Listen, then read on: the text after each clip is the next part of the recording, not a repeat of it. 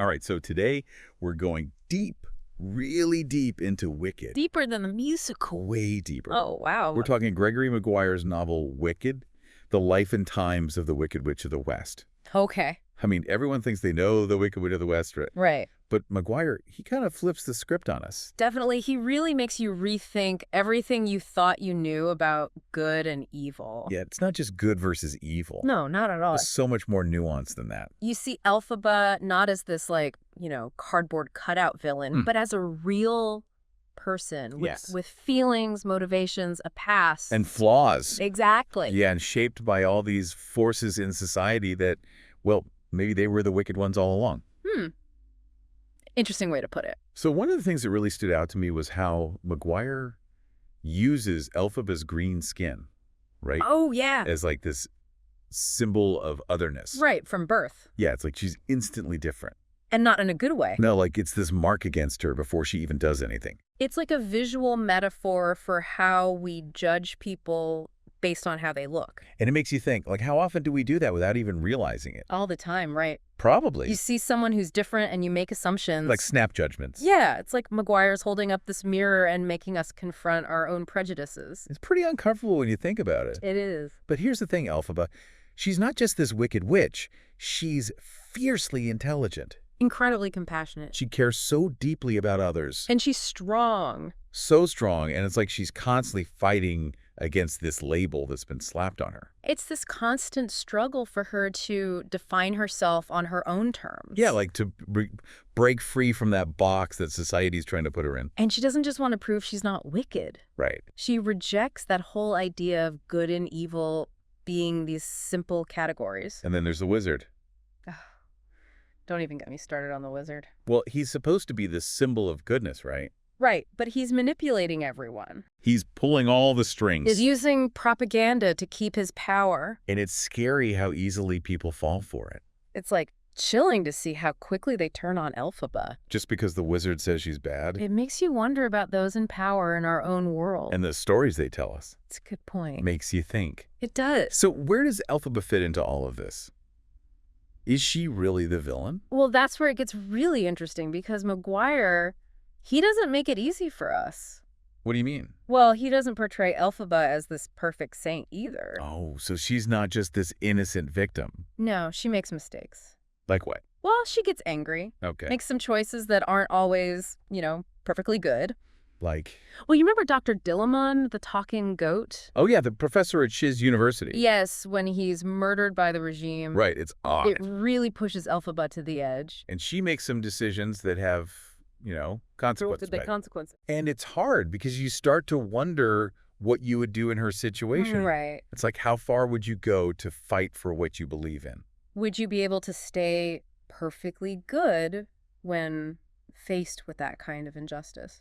I don't know. It's a tough question. It is. It's like Maguire's forcing us to confront those gray areas. Yeah, to see that good and evil, it's not always so black and white. And that maybe sometimes you have to make hard choices. Especially when you're fighting for what's right. It definitely makes you think. It does. About all those complexities. Yeah, about what it really means to be good, or wicked for that matter.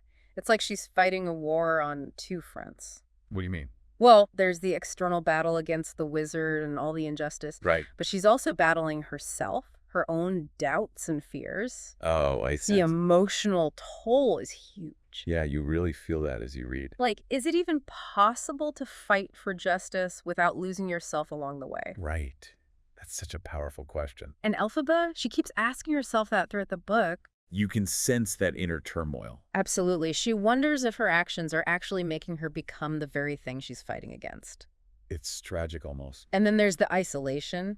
Oh yeah, she's so alone. She has to make these impossible choices, pushing away people she loves to protect them. Like Fiyero? Yeah, Fiyero, her lover. Such a heartbreaking relationship. So much love, but so much pain. It's like she's trapped in this cruel paradox. Exactly. The more she fights for good, the more alone she becomes. And the more she risks becoming, wicked. It's a cycle that just keeps spiraling. Maguire doesn't hold back, though. He shows us Elphaba's vulnerability. Yeah, her moments of doubt and despair. Those are the moments that really get to me. Me too, because they make her so human, so relatable. Right. She's not some perfect hero. She's flawed. She struggles. And that makes her triumphs even more powerful. Because, she's had to overcome so much. It's that resilience that makes Elphaba's journey so inspiring. She stumbles, she questions, she even wants to give up at times. But she never does. She always finds a way to pick herself up and keep fighting. That's true strength right there. It's like on the surface, she's labeled wicked. But underneath, she's a hero in her own right. It's a different kind of heroism.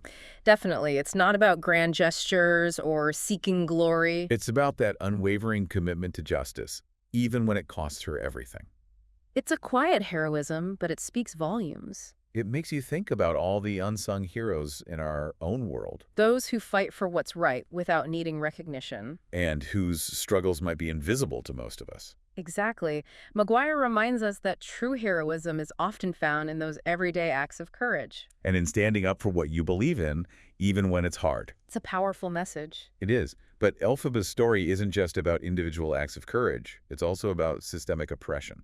Oh, absolutely. Maguire forces us to look beyond individual actions and examine the systems that create injustice. He's asking us, what makes a society truly wicked? Is it just a few bad apples, or is it the very structures that allow those bad apples to thrive? That's a question we all need to be asking ourselves. Especially today, when we're becoming more aware of the systemic inequalities that exist all around us.